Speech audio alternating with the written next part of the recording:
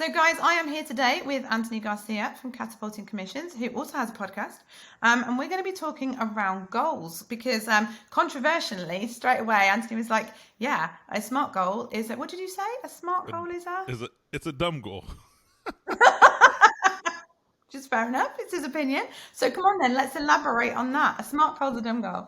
Yeah, well, Sarah, one, thanks for having me on the show. And two, I will say You this. are A smart goal in its own, right? I say it's a dumb goal, it's not so smart. And you got to be careful how I use my verbiage there because I have offended people and I don't want to offend anybody. But what I'll say is this.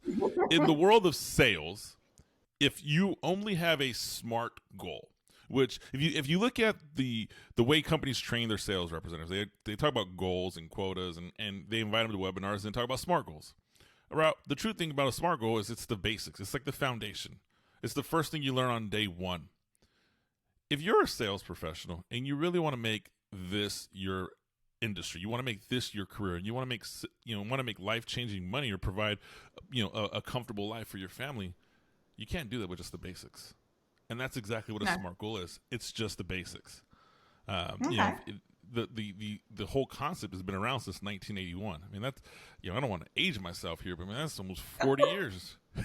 Right? And so if you look about the technology that was out 40 years ago, I mean, Raiders of the Lost Ark was the #1 movie when SMART Goals was introduced. Great movie, but the video graphics and the custom animation and the whole technology is antiquated. Like it wouldn't hold weight in water against today's technology. The Walkman was out. I mean, computers were different. Everything we did was a little bit different, right? And we wouldn't be caught using some of that stuff today. So why do we? No, because I wasn't born in 1981. I wasn't. I wasn't born in 81 either. I was born right afterwards, but I get it, so that's where I go with that. Okay. Yeah, that makes sense. It's dated. So if we haven't updated it since then, what are we doing? Yeah, that makes sense. So what would you suggest instead? Yeah, so as I said, a SMART goal is the foundation, right? It's the basics, right? Specific, measurable, attainable, relevant, time-bound. We totally get that. But in order to be a top-tier athlete, you have to master the basics, and then you add to it. You go to the advanced level. So I would say take the SMART goal foundation, and what I teach my clients and what I teach anyone who listens to me is we're going to think smarter. We're going to think smarter than just the SMART goal, right? The SMART goal is the basics. You, by being in sales, listening to Selling Without Sleeves, you have made a decision to say, okay, I want to be better in my sales career. So if you want to be better, then let's think smarter about your goal. So we add an E and an R component to the end of the SMART goal. SMART goals are basics. E, emotions. In creating your sales goal, I want you to get emotionally invested in the outcome. So emotionally invested that you wake up and think about it first thing in the morning. You go to bed, you think about it last thing at night. The goal should be so emotionally invested that it almost consumes you. And I've shared this data before, or I've shared this statement before, and people are like, well, there has to be balance, work-life balance, et cetera, et cetera. Totally get it. And I completely understand where you're going. But I will say this. The concept of overindulgence or overconsumption in your goals, if it's something you care about and you love the process, it's actually healthier for you to overconsume it. There's nothing wrong with going to be happening with being completely emotionally invested into your goal. And when you choose an emotion to get invested in, choose it to something that carries weight, right? For most people, it's something around their family, right? Their inner circle. It can't be just money. It has to be something that has emotions attached to it. So I get so emotionally invested. Look, I'm a big guy. I've cried over goals all the time. I get so emotionally invested when I hit something or I don't hit something. I'm like, it eats at me. Do you cry if you hit it and if you don't hit it? Or do you just cry if you don't hit it? You know what? I have cried both ways. I'm not going to lie on this show. I definitely have cried both ways. I remember one of the biggest goals I talked about, I talked about it in my book, Catapulting Commissions. I talked about having the biggest income year of my life up to that time. And I remember getting to the end.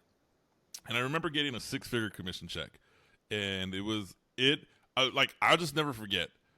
I opened up my bank account and I was I was stunned. I was so happy I had achieved these goals. And it was, I was so emotionally invested, and the money that I was making that year was coming so fast. I didn't have time to spend it, which was fun, and it was great for saving money. But I was just, I cried at the end, which leads me to that R component, right? What's the reward at the end? Identify the reward you want in advance, right? We as humans, we want instant gratification. We all do. I made the reward delayed gratification. I'm going to find things that I'm going to delay that are incredibly meaningful to me. Like, what is something that I'm willing to fight for to the very end? And so I identified several rewards that were important to me that I wanted to put in place. And then I obviously had some fun rewards in there, and I had some of those, and everybody should have some of those, but you want to create all of this in advance. So long before you start this goal setting process, we're going to think smarter. And then when you go with that smarter goal setting process, you have to ask yourself a few questions, right? What's the worst possible outcome, and what adversity will I face? The reason we do that is we want to know what we're getting into. Like, I want to know how bad this thing's going to get if I don't execute. So with people who identify the worst case scenario, you typically realize if I fully commit to this goal and I'm emotionally invested, I've identified a reward I want, and I say, okay, if I fail miserably, what am I going to lose? Whatever you're going to lose, it's really not that bad.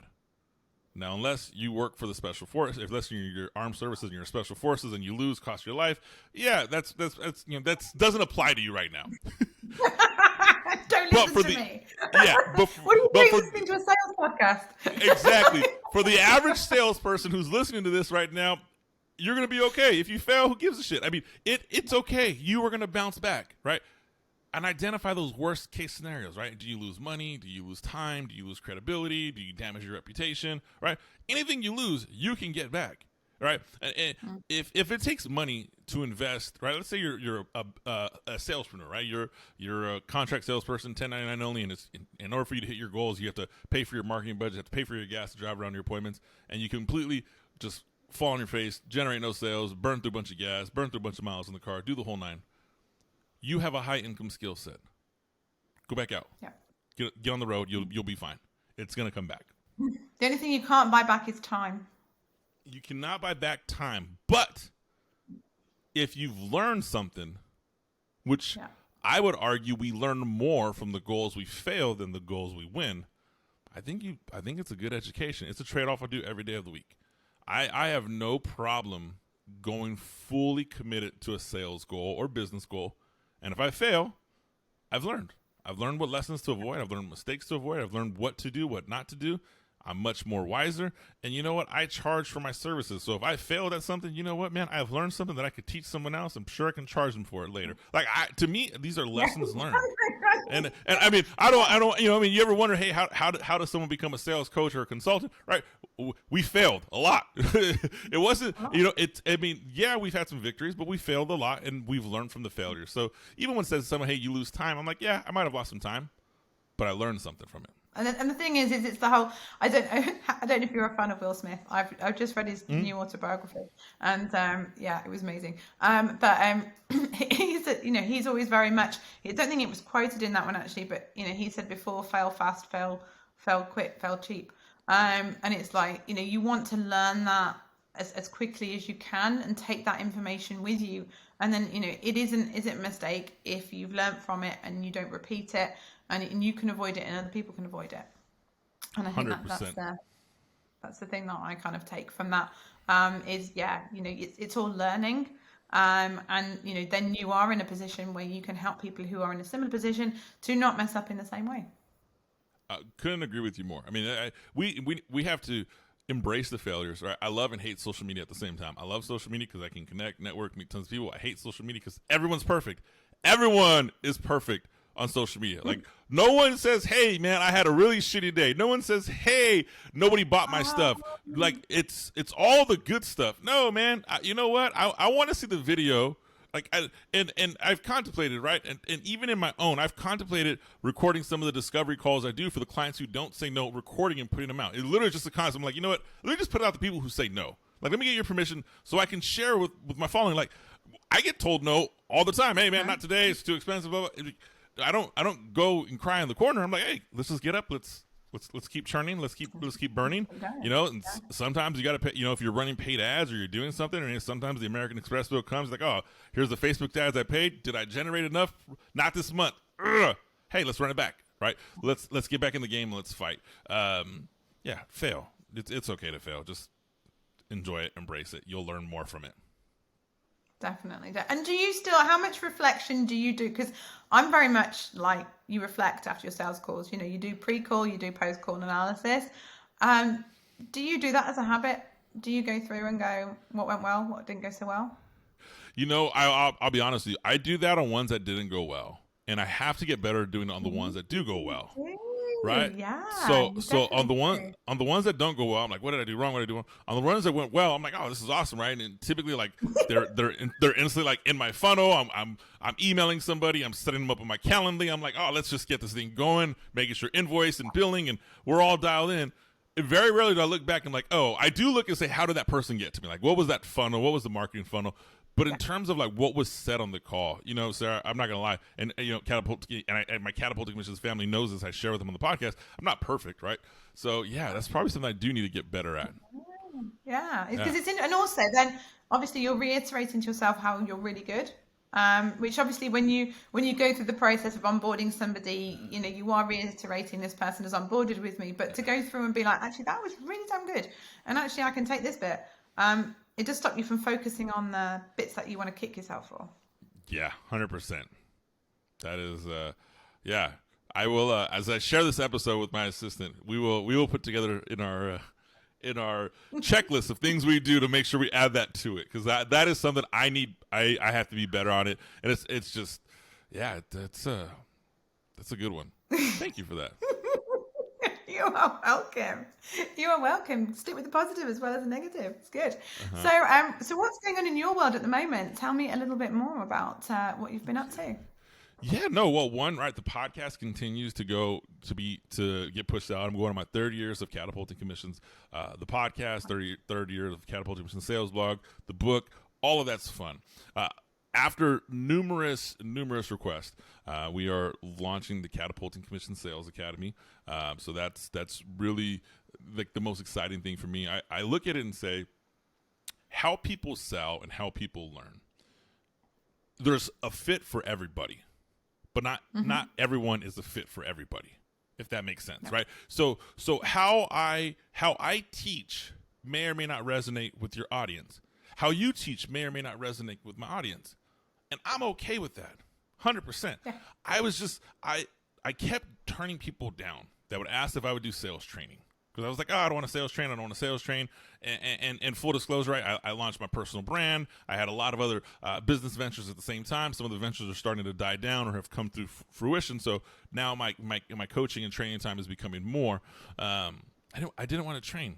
But when you say no over and over again, you're like, all right, well, I guess I should put some stuff together. So I went through everything that I do, everything that I teach, everything that I believe.